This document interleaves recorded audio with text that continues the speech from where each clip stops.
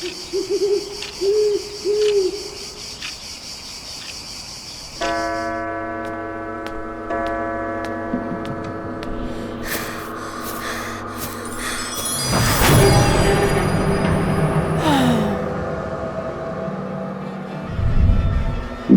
slipper is still in my hand, cold and delicate, catching the light in glimmers. I look into its glassy surface and barely recognize the creature reflected there. A girl with ragged clothes, matted hair, and twisted features. Only last night, I was beautiful with a little help of dark magic. I wore that slipper, I danced in those arms. And now, I am back here, beneath the soot-streaked bricks, crouching in the dark, hiding from my stepmother and her wretched daughters. Then, I hear a murmur from the streets beyond. The prince. He's announced he will marry the girl who fits this slipper. It's a strange hope in my heart, a strange, desperate longing to be the one he sees again, to have that beauty back and hold it forever. But my stepmother, she'd never let me leave this house. Through the dust, I hear her voice shriek from above. They're already gathering their best gowns, my two stepsisters bickering over which jewels to wear, as if any of it would matter. None of them has ever had the slipper on their foot. None of them knows the lightness, the power it brings. But I do. I can hardly stand as I slip through the door and find Clara, the eldest sister, fitting herself into a pile of silk. "You're trying the slipper," I whisper, not letting her see the disdain curling my lips. "You know you'll need to trim those hideous toes." Clara scoffs, but she eyes her foot nervously. She hates me, loathes me, but she hates her oversized feet even more. "Fine," she hisses. "but do it for me. Only a little." She thrusts her foot toward me, and with trembling hands I raise the axe.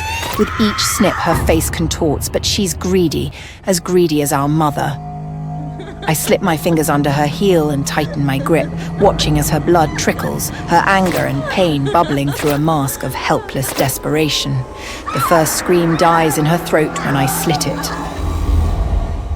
It's messy, sticky, and all too thrilling. I feel her warmth sink into my fingers. Her blood seeps over my hands, and, without thinking, I bring it to my mouth. And that taste raw, it feels like the clock winding backward, like youth and beauty are seeping through me again. I lick my hands.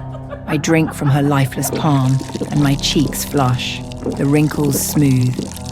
My reflection grows fairer, just as I had been at the ball. Now she's nothing but silence, crumpled on the floor, and yes, I am beautiful once more. But that's not enough.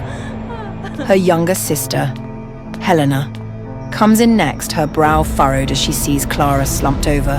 "What did you—" She starts, but her suspicion quickly turns to arrogance. Just leave her there. Clean up later. Help me with my shoes."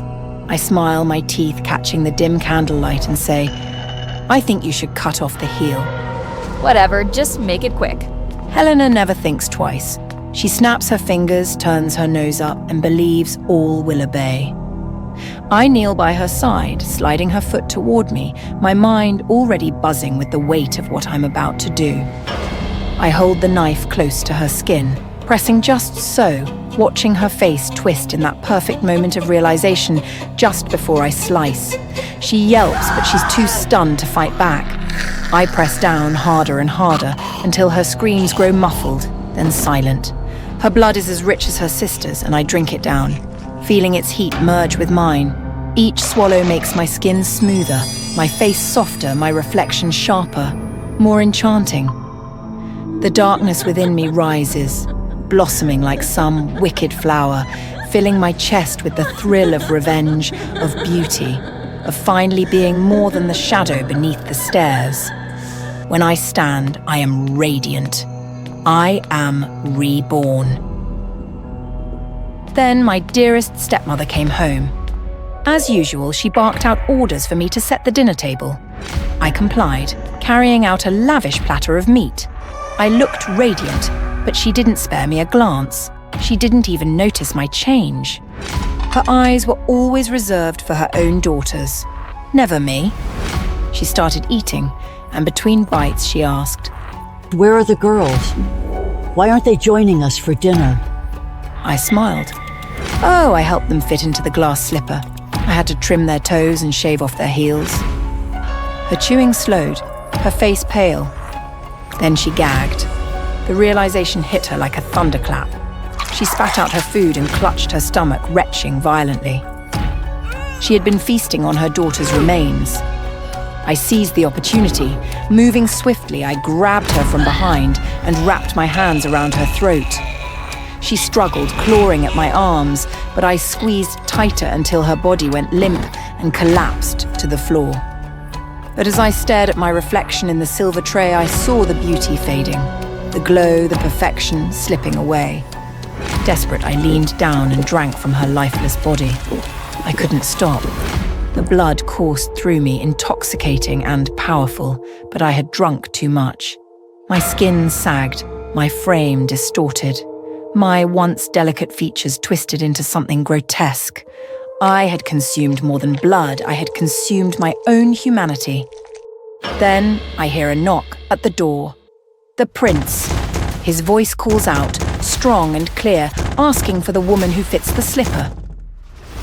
I pull myself upright, grasping the slipper, limping and shuddering as I make my way toward him, past the bodies of those who once mocked me. I throw open the door, the slipper clutched in my hand, a desperate smile on my cracked, bloodied lips. The prince's eyes go wide. He stumbles back, his mouth agape as he takes in the horror before him. "Wait!" I scream, my voice more like a howl now. I shove the slipper toward him, but the soldiers have already drawn their swords. They don't see me. They see a monster. And as they lunge, blades flashing, my final scream echoes through the halls, a shriek of beauty corrupted, of vengeance that demanded too much.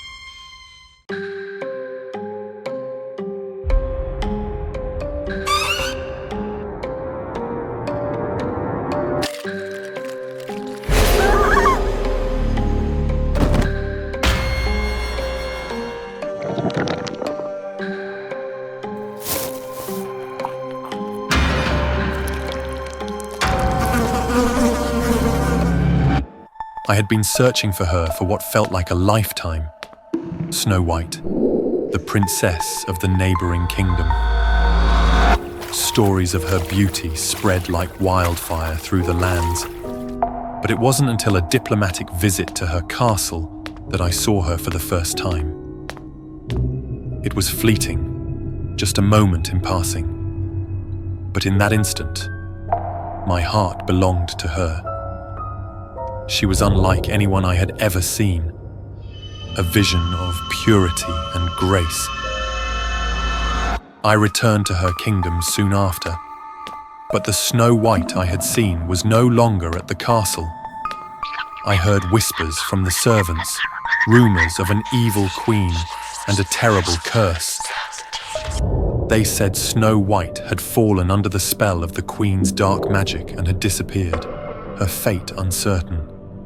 Dead or alive, no one knew for sure. I had to find her. The thought of her suffering, or worse, gone forever, haunted my every waking moment. It was all I could think about.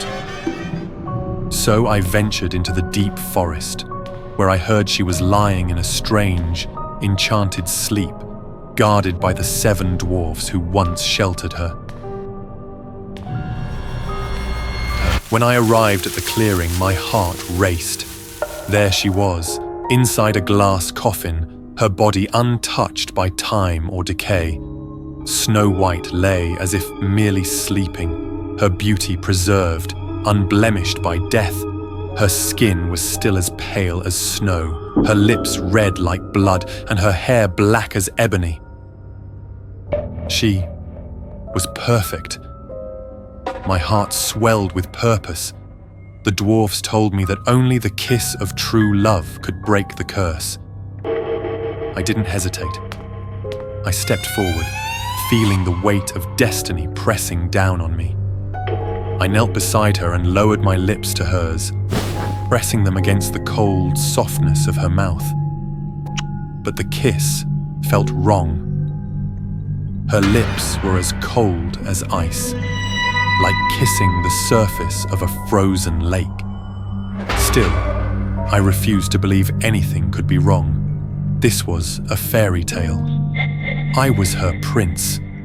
My kiss would wake her, and we would live happily ever after. The dwarfs watched in silence, and I waited. But nothing happened. No flutter of eyelashes, no breath of life. She remained still. I couldn't accept it. I was meant to save her. So I took her from the glass coffin, carried her fragile body back to my kingdom, and declared her my bride. No one dared object, though many whispered behind closed doors that something was deeply wrong. They didn't understand. They couldn't feel what I felt. I loved her. She was my Snow White, and nothing would change that.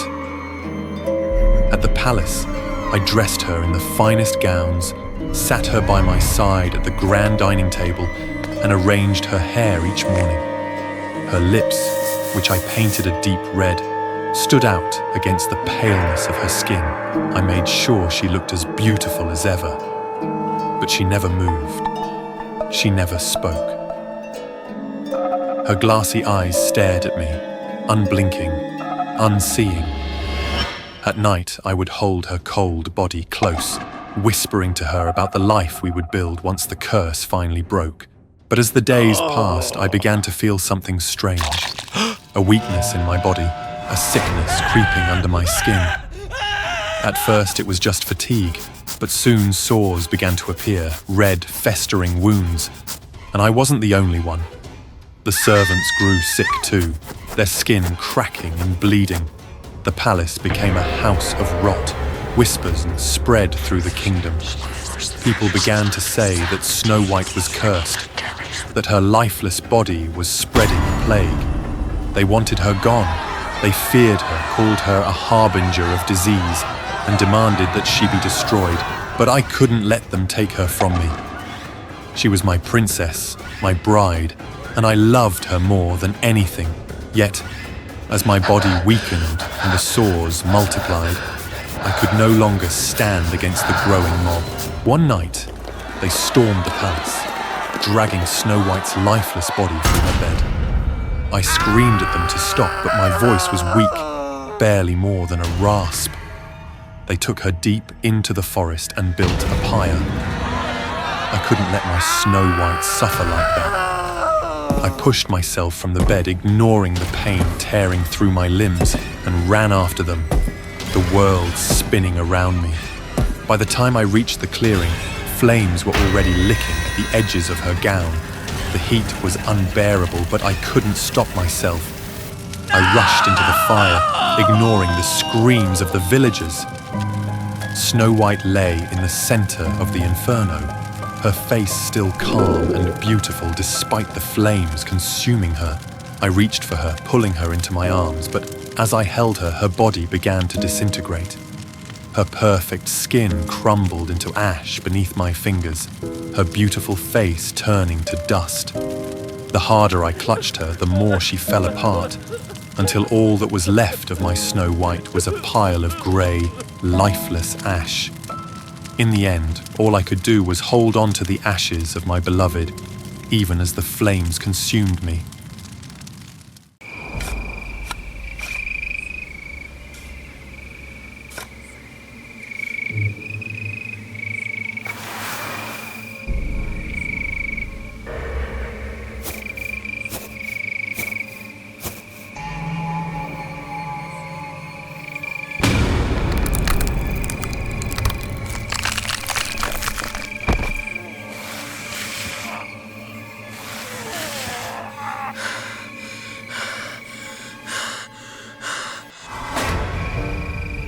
I woke up on a bench, cold and disoriented, the park lights casting eerie shadows around me. My body ached as if I had been there for days. My clothes were crumpled and dirty. But I couldn't remember how I ended up like this. It felt like I had just fallen out of life. No job, no place to live, no friends left.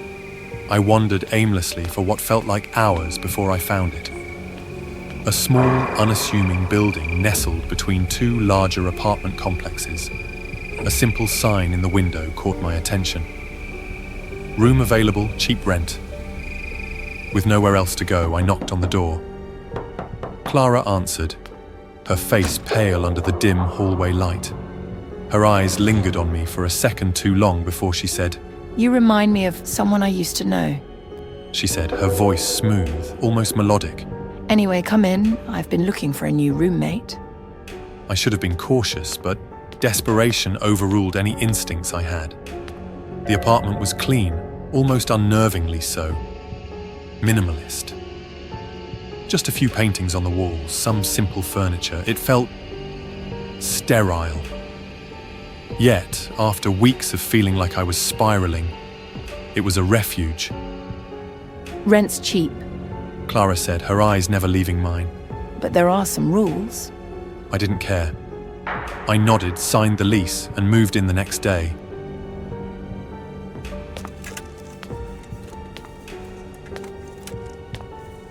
The second day, I found a list of rules taped to the fridge. No guests after 1 a.m. Never go into Clara's room. Do not move or touch any of the paintings. The rules seemed odd, but nothing too out of the ordinary. Clara was quirky. Sure, but she was kind enough. She laughed easily, made dinner for us sometimes, and the place was quiet. Peaceful, but there was something off. An undercurrent of tension that I couldn't shake. Strange things started happening. One night I left a dish on the kitchen counter, and the next morning I found it tossed on my bed. Must have been the wind. Clara joked, but a smile didn't reach her eyes. Then a friend came over for tea. Within hours, he was violently ill, writhing on the floor of his own apartment. Clara shrugged it off, claiming it was just bad luck. But something gnawed at me, a growing suspicion that this wasn't coincidence. I decided to fight back in my own way. I invited a few friends over for a small gathering, ignoring her rule about guests after 1 a.m. Clara didn't say a word, just sat in the corner watching.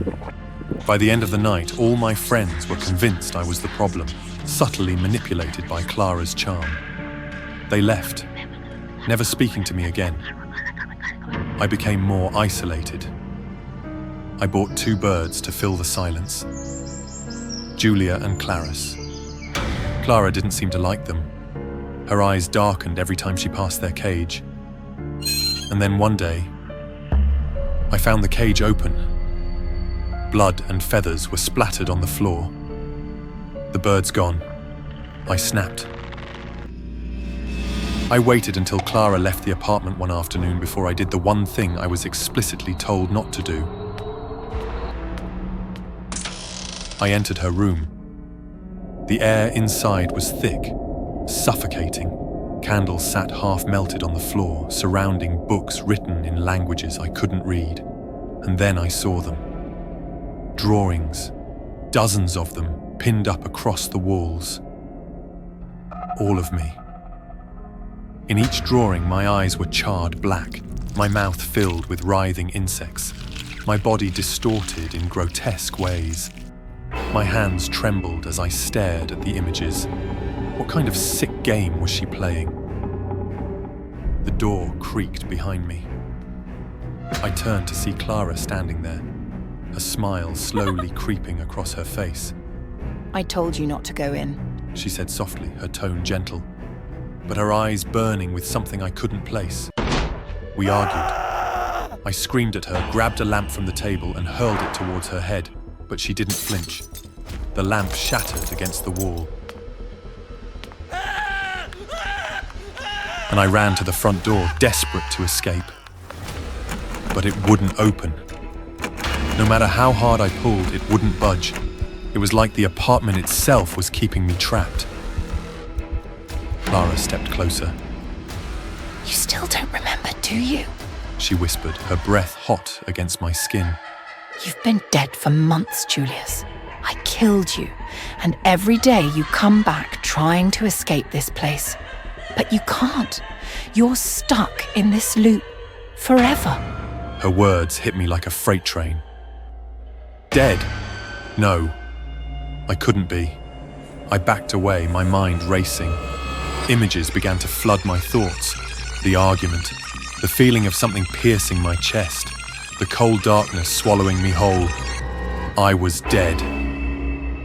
Clara sighed, a look of weariness crossing her face. I don't know why you keep coming back, but you do, every time. Suddenly, pain exploded in the back of my head. The room spun as I collapsed to the floor, my vision dimming. In the final moments, I saw Clara standing over me, the broken lamp in her hand, blood dripping from it. My blood. She knelt down, her face inches from mine. You should have stayed out of my room.